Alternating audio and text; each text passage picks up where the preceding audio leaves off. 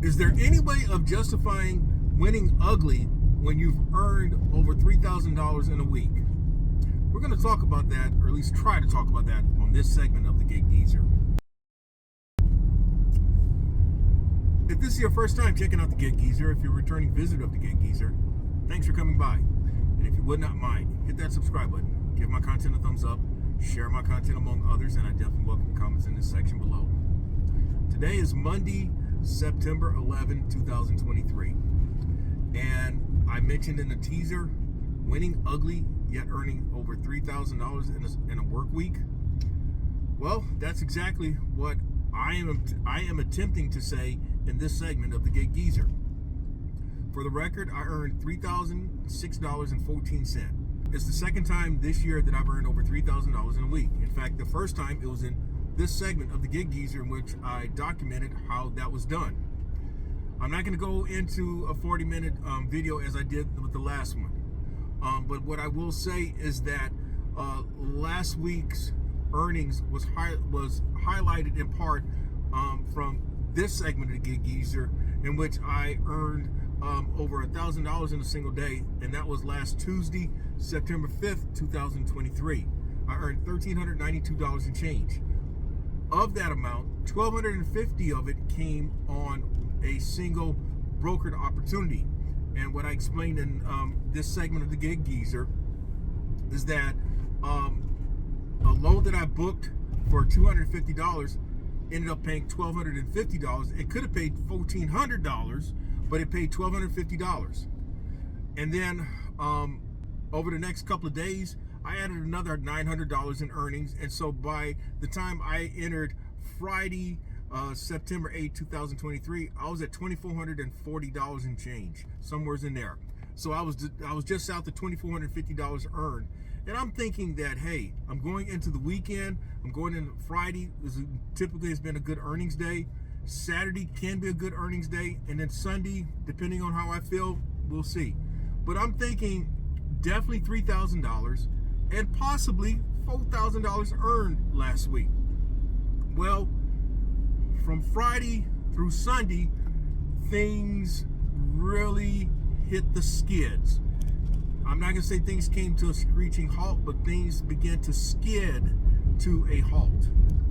And what I mean by that is Friday, I learned that one of the brokers whom I deal with, in fact, the broker that I've booked just about all of my loads, all but one of my brokered opportunities, they had black flagged me. I did not find out about this until late Friday afternoon.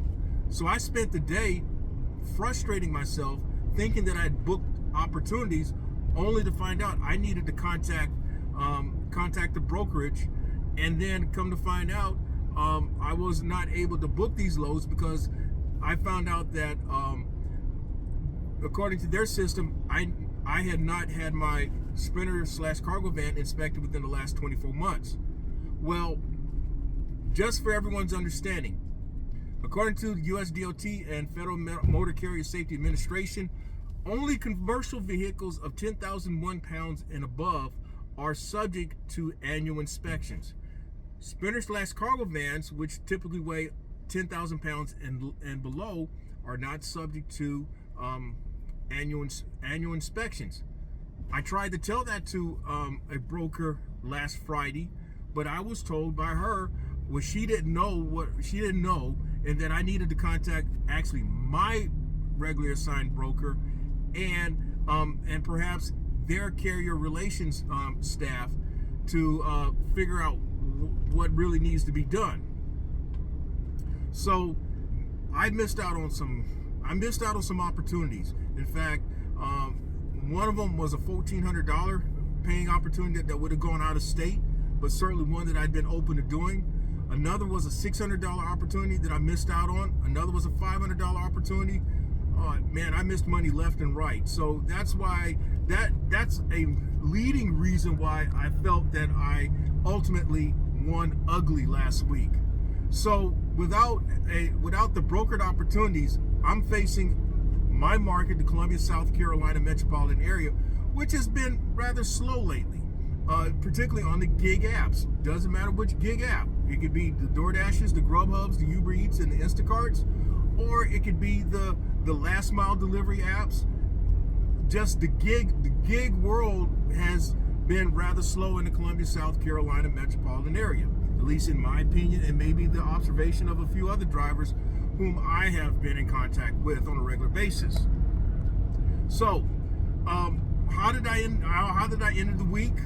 Okay, on Friday I put in a half a day when I finally went out and tried to make a little bit of money.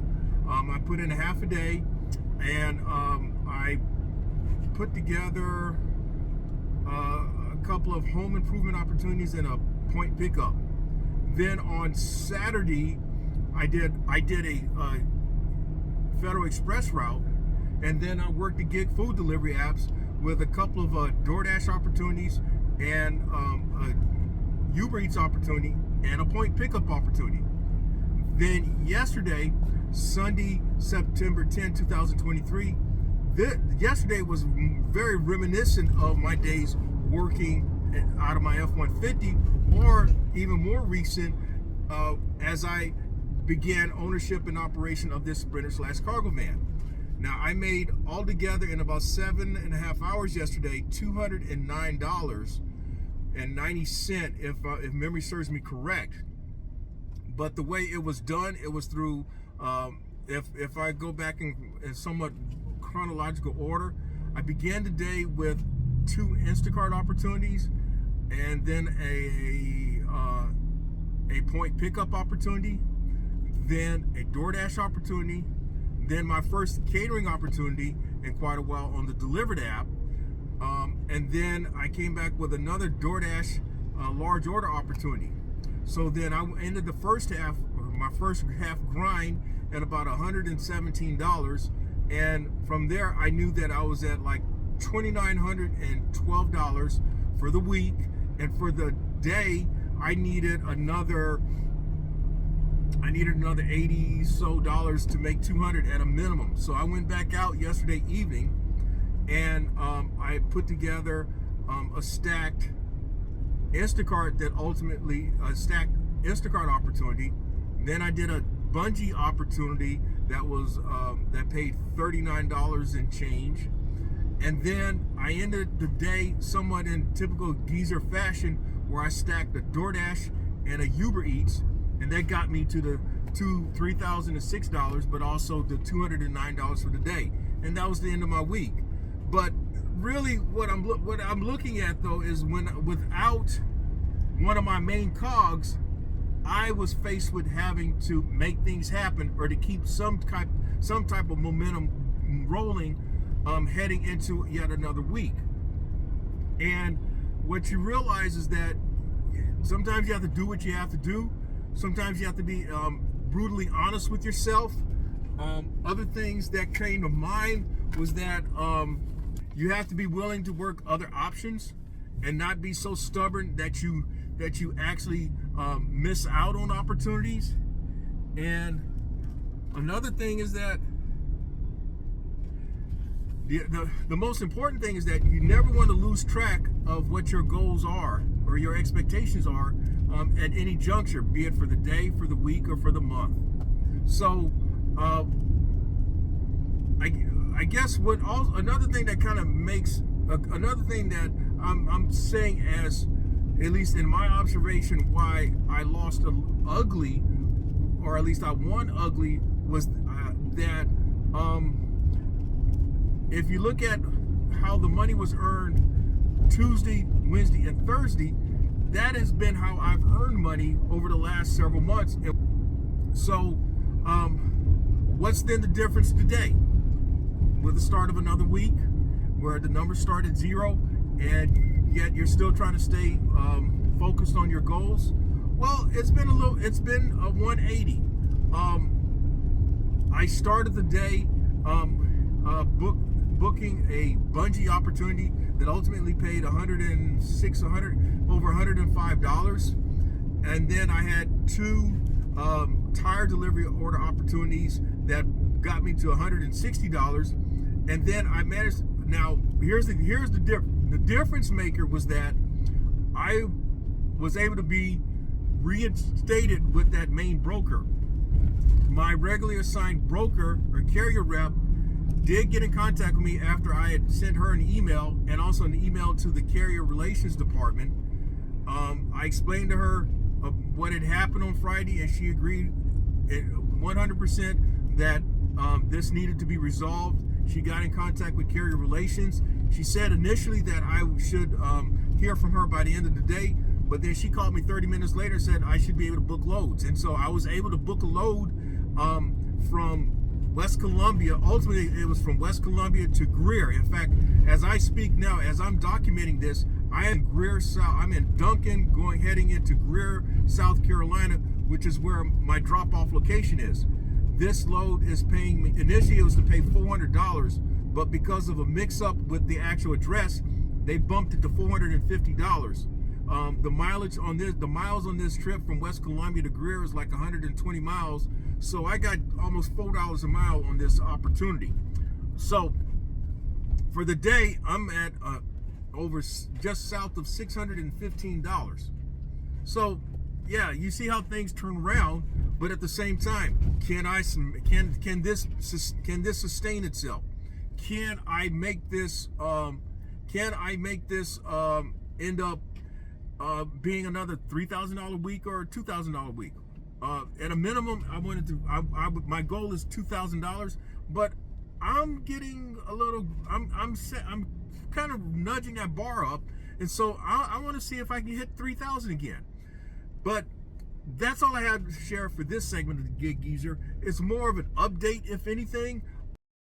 To kind of share the reality of things, how not everything is this great testimony of accomplishment, but then there are moments in which you really don't know what's going on. In fact, I spent part of the weekend I actually spent part of the weekend filling out carrier packets in which I'm trying to give myself additional options, as opposed to one, maybe two primary brokers that I deal with. So you're constantly looking, you're constantly searching, you're constantly trying to upgrade, you're constantly trying to stay on top of things. You can't get comfortable in any enterprise, because when you get comfortable, it talks of how take heed how you stand lest you fall. It's kind of the way it is. That's kind of the way it is when you're operating your own business. You can't get too comfortable. You got to stay hungry. You got to keep looking. You got to keep looking ahead. When you're constantly striving and looking ahead, that's what keeps you going. That's what keeps you sharp. And so with that, if you like the content that's been provided in this segment of the Gig Geezer and any other segment of the Gig Geezer, hit that subscribe button. Give my content a thumbs up. Share my content among others, and I definitely welcome your comments in the section below. I'm Edward Lane, and as always, may your grind and may your hustle continue.